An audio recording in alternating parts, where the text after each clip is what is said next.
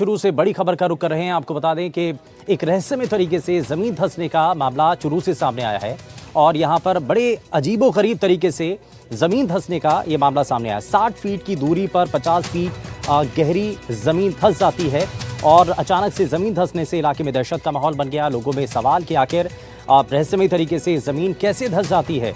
प्रशासनिक अधिकारियों को फिलहाल जमीन धंसने की जानकारी दी गई है और प्रशासन ने रस्सी लगा करके जगह को फिलहाल सील कर दिया है ताकि आसपास जो है लोगों की मूवमेंट कम की जा सके। लेकिन बड़े रहस्यमय तरीके से जमीन धंसने का ये मामला सोनपालसर गांव से सामने आया है।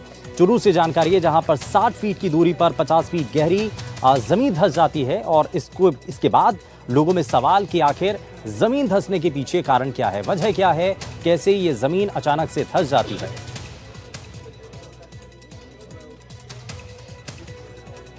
हो गया है। हमें सोशल मीडिया की तरफ से, जनप्रतिनिधि की तरफ से भी सूचना मिली। उसके बाद हमारे एसडीएम साहब दिव्याजी चौधरी ने मुझे बताया कि आप मौके पर जाएं और स्थिति का जायजा लेके आएँ। उसके बाद मैं भी गया और पुलिस प्रशासन भी गई। वहाँ पर देखा तो करीब 40 बाई 40 फीट का के घेरे में गड्ढा हुआ है और वो गड्ढा करीब 20 फीट गहरा है। और मैं जब गया उस समय भी मिट्टी धंस रही थी और आसपास भी उसके दरारें आई हुई थी, धंसने की प्रोसेस चालू थी। सुबह 7 बजे की ये घटना है। पास में जो डाणी थी सबसे पहले उन लोगों ने देखा। उसके बाद वहाँ सरपंच हैं पूर्णनाथ जी, उन्होंने समझदारी दिखाते हुए और बांस गाड़ कर और रस्सी लगा के उसके चारों ओर करीब 100 फीट में घेरा बनाया है। कुछ चट्टानें, चूने की जो चट्टानें होती हैं जिनको कि क्योंकि हमारे जो रेगिस्तानी इलाके में बालू मिट्टी अधिकांश मात्रा में बालू मिट्टी है और नीचे जो चूने की जो चट्टानें होती हैं उनमें वो जो है वो ऊपर बालू मिट्टी को सहारा देती है।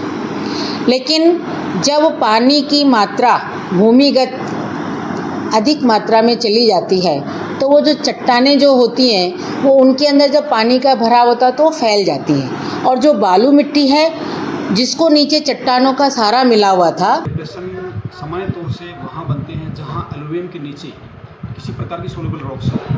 तो जनरली देखा जाए तो अपना चूरू और नागौर बेसिन और बीकानेर बेसिन, इसमें मारवाड़ सुपर ग्रुप्स की रॉक्स हैं जिसमें यूक्राइड्स और लाइमस्टोन्स हैं।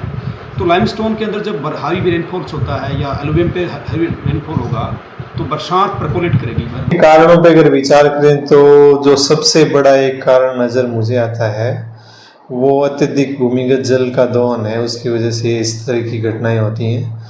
अब आप समझो कि ज़मीन में भूमिगत जल है, वो पहले कुछ एरिया को कवर किए हुए था, वहाँ से हमने भूमिगत जल का अत्यधिक दोहन कर लिया तो वो जगह खाली हो गई।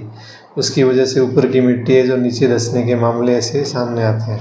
और हम देख ही रहे हैं कि अपने एरिया में ज़्यादातर जैसे खेती के लिए जो ट्यूबवेल अगर पिछले 10 सालों में देखें तो उनकी संख्या में अत्यधिक मात्रा में वृद्धि हुई है। और हमारे संवाददाता गजेंद्र हमारे साथ जुड़ गए हैं। गजेंद्र, ये कारण अभी तक साफ हुआ है कि रहस्यमय तरीके से कैसे जमीन धंस जाती है, क्या हुआ था, प्रशासनिक अधिकारी इस पर क्या कह रहे हैं? देखिए, निश्चित रूप से जांच का विषय है कि आखिर क्या वजह है कि इस प्रकार से इतना बड़ा गड्ढा है वो अचानक से हो गया। इस गड्ढा होने के बाद कहीं ना कहीं जो सोनपालसर के ग्रामीण है वो भी दहशत में है। इसकी सूचना भी प्रशासन को दी गई है, मुख्य प्रशासन की टीमें भी पहुंची है और जो जहां गड्ढा हुआ है वो उसको सील भी एक प्रकार से करवा दिया गया है। प्रशासनिक अधिकारियों की माने तो हाल फिलहाल में भी स्पष्ट रूप से कुछ नहीं कहा जा सकता कि किन कारणों से गड्ढा हुआ है, लेकिन भूवैज्ञानिक की टीमें हैं वो अब इस बात का पता लगाएगी कि गड्ढा होने के कारण क्या रहे। हालांकि जांच के बाद ही साफ हो पाएगा कि मुख्य वजह क्या रही। लेकिन हाल फिलहाल में जो सोनपालसर गांव में गड्ढा उसके चलते ग्रामीण है वो एक प्रकार से दहशत में और लगातार ये गड्ढा है वो अब बड़ा हो रहा है। अभी भी गड्ढा है, धंसने का काम जारी है। जी ठीक है, बहुत शुक्रिया गजेंद्र इस पर जानकारी देने के लिए। तो रहस्यमय तरीके से यहाँ गड्ढा हो जाता है और इसके बारे में अभी तक किसी को कोई जानकारी नहीं है, लेकिन आगे बढ़ रहे